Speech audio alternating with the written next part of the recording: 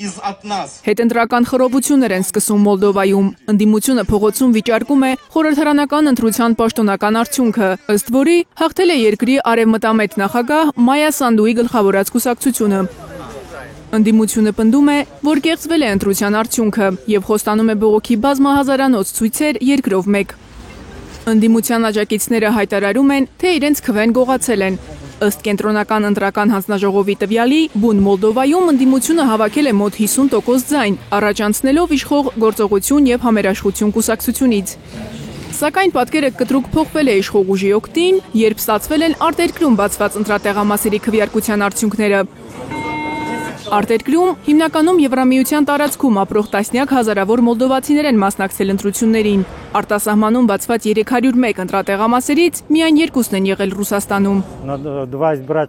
Վրդովված եմ, որ Ռուսաստանի Դաշնությունում աշխարհի ամենամեծ մոլդովական սփյուռքում մեզ համար ընդամենը 2 ընտրատեղամաս են բացել։ Մենք նույնիսկ միջնորդություն ենք ներկայացրել Ռուսաստանի Դաշնությունում Մոլդովայի դեսպանատուն ավելի շատ ընտրատեղամասեր բացելու համար, կամ էլ որ թույլ տան մենք փոստով քվեարկենք։ Գործողություն եւ համերաշխություն իշխող կուսակցությունը ստացել են նոր խորհրդարանի մանդատների բացարձակ մեծամասնությունը՝ 101 մանդատից 54-ը։ Անկեղծ ասած, ես միայն ուզում եմ, որ այս կառավարությունը փոխվի, ուրիշ ոչինչ։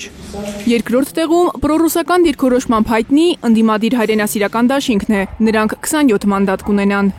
Երրորդը մայրաքաղաք Քիշնևի քաղաքապետ Իոն Չեբանի ստեղծած ալտերնատիվա դաշինքն է 7-ից 8 մանդատով։ Նոր խորհրդարանում ընդդիմության շարքը կհամալրեն նաև Մոլդովայի նախկին նախագահներ Իգոր Դոդոնը եւ Վլադիմիր Վարոնինը, նախկին վարչապետ Վասիլի Տարլևը։ Ընդդիմության խոսքով խորհրդարանական ընտրությունները սկսվել են իրենց նկատմամբ աննախադեպ ճնշումներով։ Քվեարկությունից մի քանի օր առաջ ընդդիմադիր մի քանի ուժեր զրկվել են ընտրություններին մասնակցելու իրավունքից։ Մեծ Մոլդովա կուսակցության գրանցումը չեղարկվել է անօրինական ֆինանսավորման կասկածանքով, Մոլդովայի Սիրտ կուսակցությանը չեն գրանցել Մոսկվայի հետ սերտ կապերի մեղադրանքով։ Իշխող կուսակցությունը պնդում է, որ Ռուսաստանը փորձում է ազդել ընտրությունների արդյունքների վրա։ Մոսկվան հերքում է մեղադրանքները, մոլդովական իշխանությանը մեղադրում հակառուսական հիսթերիա հրահրելու համար։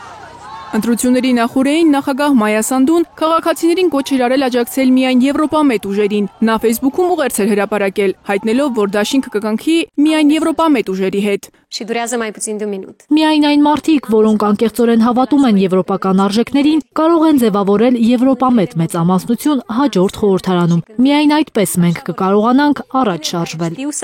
Նախագահ Սանդուն արդեն շնորհավորանքներ է ստանում։ Վրաստանի նախկին նախագահ Սալոմե Զուրաբիշվիլին Սանդուի հաղթանակը որակել է քաղաքական ապտակ Ռուսաստանին։ Բրավո, Մայա Սանդու, ձեր հաղթանակը լավագույն նորությունն է Եվրոպայի ժողովրդավարության համար եւ հզոր պատասխան Ռուսաստանի եւ նրա հիբրիդային պատերազմին։ Դիտորդներն այս ընտրությունները համարում են պատմական, որովհետև դրանով վերջնականապես կհստակեցվի Մոլդովայի արտաքին քաղաքական ուղղվածությունը։ Մարիամ Ամիրջանյան, Հարություն Մաթևոսյան, Հայլուրի համար։ Հայաստանում եւ աշխարհում տեղի ունեցող իրադարձությունների մասին առաջինն իմանալու համար բաժանորդագրվեք մեր ալիքին, սեղմեք զանգակը, որ բաց չթողնեք ամենահրատապը, ամենակարևորն ու հետաքրքիրը։